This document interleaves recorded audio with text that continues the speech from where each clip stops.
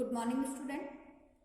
आज हम कक्षा 9 के गद्य खंड पाठ 4 सांवले सपनों की याद, जो कि लेखक जाबिर हुसैन द्वारा लिखित है, जो कि सालिम अली जो कि एक पक्षी वैज्ञानिक थे, उनके जीवन की घटनाओं के बारे में हमने इसमें पढ़ा था।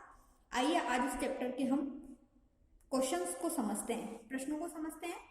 क्वेश्चन नंबर 1, किस घटना ने सालिम अली के जीवन की दिशा को बदल दिया और उन्हें पक्षी प्रेमी बना दिया? तो सालिम अली के बचपन में एक बार क्या हुआ था कि एयरगन से गोरैया घायल हो गई थी। तो इस घटना से वो घायल होकर गिर पड़ी थी। तो इस घटना से वो इतना आहत हो गए थे कि उन्हें इतना दुख हुआ था कि उनके जीवन की दिशा ही बदल गई। उसके बाद उन्होंने पक्षियों में रुचि लेना प्रारंभ कर दिया। उन पक्षियों की तरह तरह की खोज के बारे में, उनकी देखभाल के बारे में और संरक्षण के बारे में वो जुट गए थे। उनकी सुरक्षा के बारे में, किस प्रकार से उन्हें सेफ रखा जा सकता है, इसके बारे में वो जुट गए थे, जिससे कि वो पक्षी प्रेमी बन गए थे। क्वेश्चन नंबर 2, सालिम अली ने पूर्व प्रधानमंत्री के सामने पर्यावरण से संबंधित किन संभावित खतरों का चित्र खींचा होगा कि जिससे उनकी आंखें नम हो गई थी?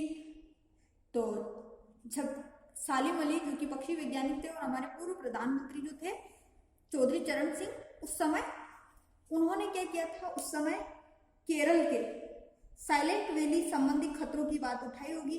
यानी कि वहां पर वृक्षों की कटाई होना, और वृक्षों की कटाई हो जाएगी तो वैली का सौंदर्य और हरियाली समाप्त हो जाएगी।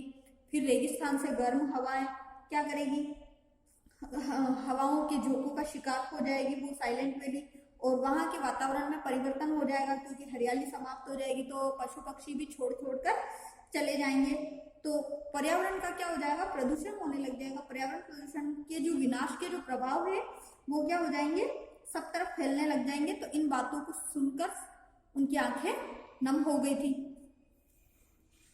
क्वेश्चन नंबर 3, लॉरेंस की पत्नी फ्रीडा ने ऐसा क्यों कहा होगा कि मेरी छत पर बैठने वाली गोरैया लॉरेंस के बारे में ढेर सारी बातें जानती है?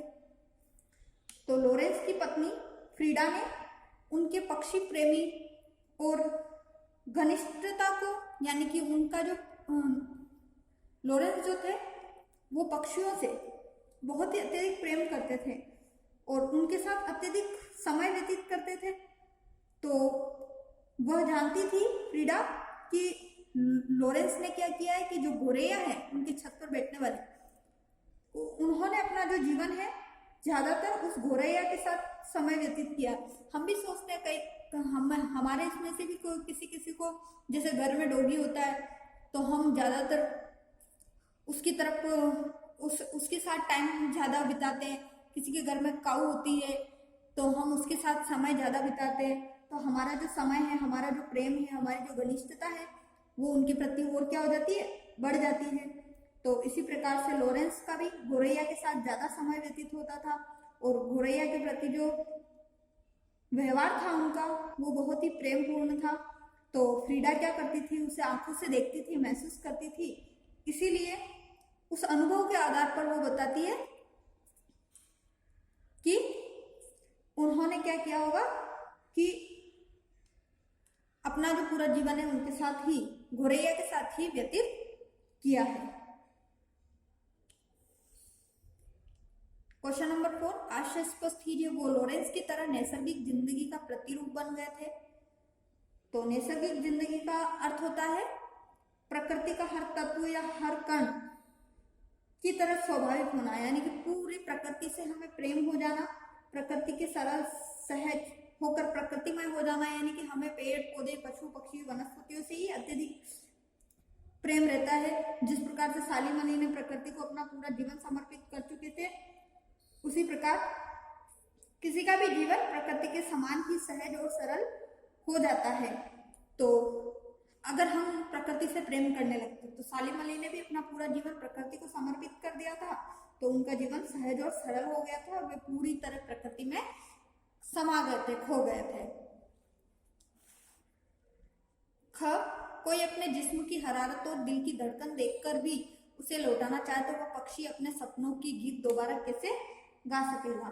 तो इस कथन के माध्यम से लेखक हमें बताते हैं कि सालिम अली रूपी जो पक्षी है सालिम अली, उन्हें एक पक्षी का ही दर्जा दे दिया गया। वो पशु पक्षियों से इतना प्रेम करते थे।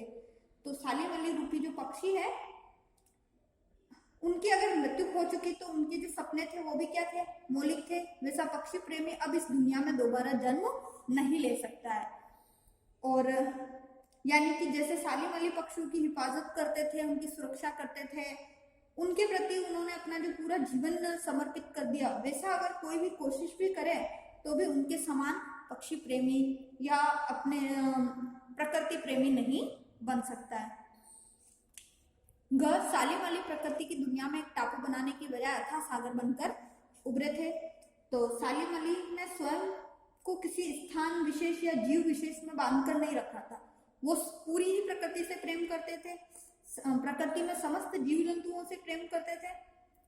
तो इसी प्रकार से उन्होंने प्रकृति के विशाल प्रांगण में जो बिखरे हुए अनुभव है उनको अपने को समृद्ध किया है, और अथाह सागर यानी कि इतने गहरे सागर की भांति प्रकृति में अबाध गति से बसते चलते रहे।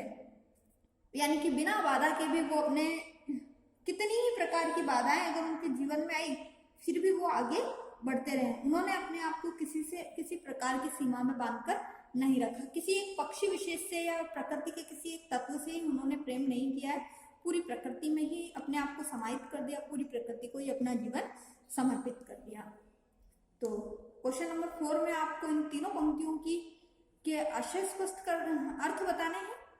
तो आज का जो होमवर्क है आपका क्वेश्चन नंबर 1, 2, 3, 4 और 4 के क ख ग तीनों का आशय स्पष्ट करना आज का जो होमवर्क है आपका ये है। क्वेश्चन नंबर 1 to 4 और 5 to 8 हम नेक्स्ट क्लास में करेंगे।